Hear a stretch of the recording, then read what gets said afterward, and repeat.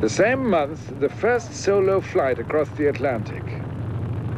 Lindbergh's departure was seen and heard on Movietone.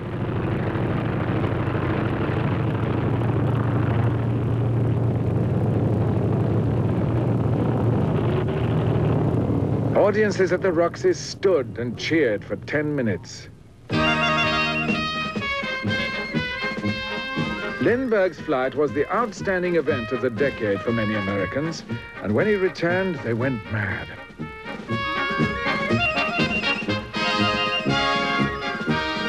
History was made yet again when movie audiences heard President Coolidge welcome Lindbergh home. And as President of the United States, I bestow the Distinguished Flying Cross as a symbol of appreciation for what he is and what he has done upon Colonel Charles A. Lindbergh.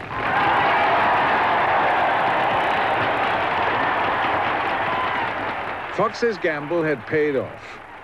His weekly newsreels were sometimes more popular than the features they accompanied.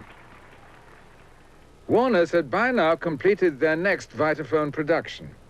Remembering the success of the music in the Vitaphone shorts, they adapted a simple story for the vaudeville star Al Jolson. It was a silent film with Vitaphone sequences.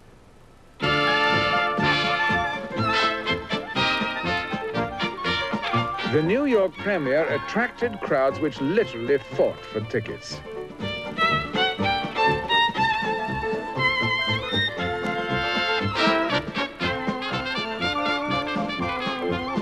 The Warner brothers were not there. Sam Warner had died suddenly the day before. None of the brothers was present at the moment of their triumph.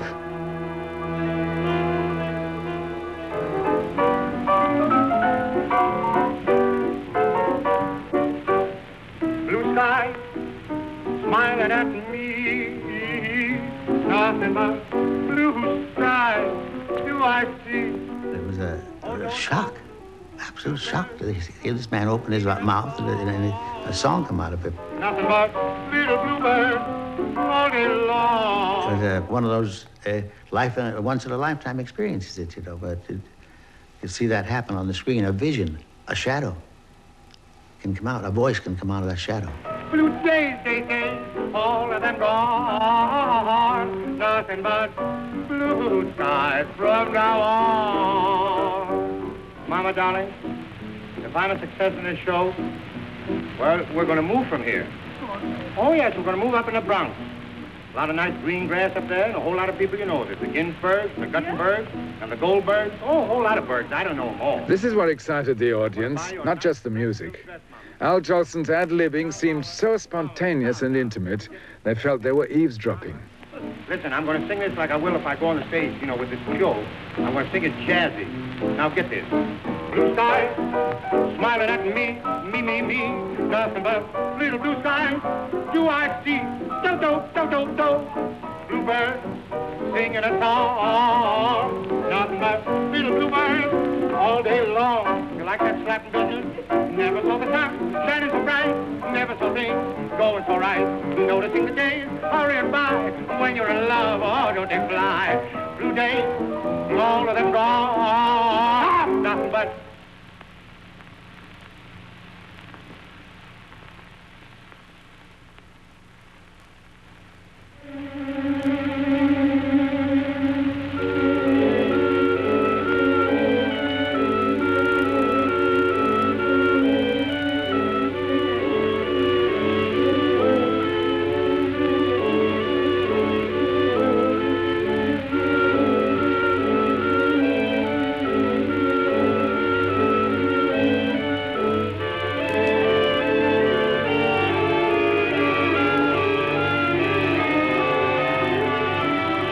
when they were showing The Jazz Singer in the Warner Brothers Theater, you had to wait for hours to get in.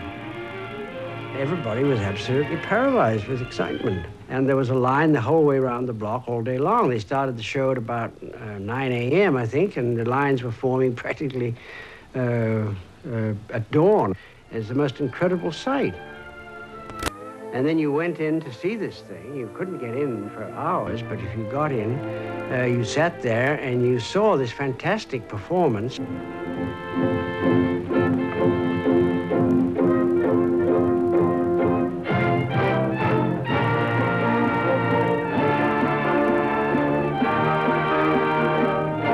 And then suddenly the big face comes up and he starts yelling this thing, Mammy, Mammy. The sun shines east, the sun shines west. I know where the sun shines the best. It's on my mammy I'm talking about. Nobody else's. My little mammy. My heartstrings are tangled around Alabama. And I went home feeling very sad, really. I thought that it was terrible, this film.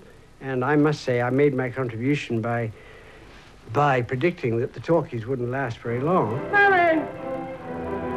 Don't you know me?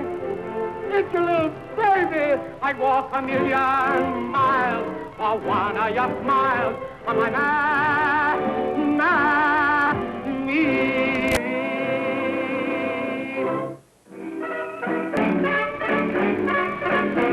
I'm sitting on top of the world. I'm singing a song. Yes, singing a song. Come on, give me all you got now. I'm sitting on top of the world. I'm going along. Yes, going along. September 1928. 10 months after The Jazz Singer, Warner's and Al Jolson have an even greater hit. Glory, hallelujah, I just stole a fire skirt. Get ready to call. Just like a Humpty Dumpty, da-da-da, I'm going to fall. And I'm sitting on top of the world. I'm going along, along, along, going along.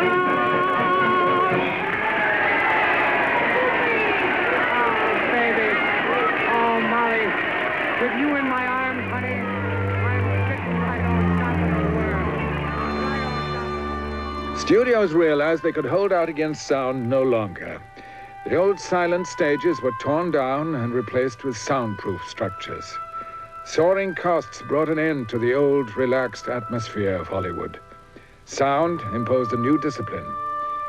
As actors watched the landscape change once again, they began to be alarmed. So many schools of dramatic training and voice culture sprang up that they were given a special section in the telephone book. Producers warned that screen actors without stage training would be dropped. Broadway actors would take over. We were more or less, I would say, panicked. Cooper and Dick Arnold and I, we talked a great deal about this, whether our voices would record or not. We knew that John Gilbert, this great star at MGM, his voice seemed to record rather high. So they finished this sound studio at Paramount, and each day they would take a star in, spend the whole day to find out if he had a voice. Well, Coop and Dick and I are standing out there waiting, and about, let's see, one morning they took Harold Lloyd in, and the little boy opens the door, and Harold slips in the door, and they lock the door. That's 9 o'clock in the morning. About 4 o'clock in the afternoon, the door opens, and the young boy comes out. Harold Lloyd has a voice! And hundreds of people are applauding all over the place. The next day, Wally Berry. We waited to see. About 3:30 in the afternoon, the door opened. Wally Berry has a voice! The demon microphone dictated Hollywood's future. Few stars were directly destroyed by sound, but many established favorites were threatened by the new talkies. Some, like Norma Talmadge, retired at once. Others, like Colleen Moore, survived to retire a few years later.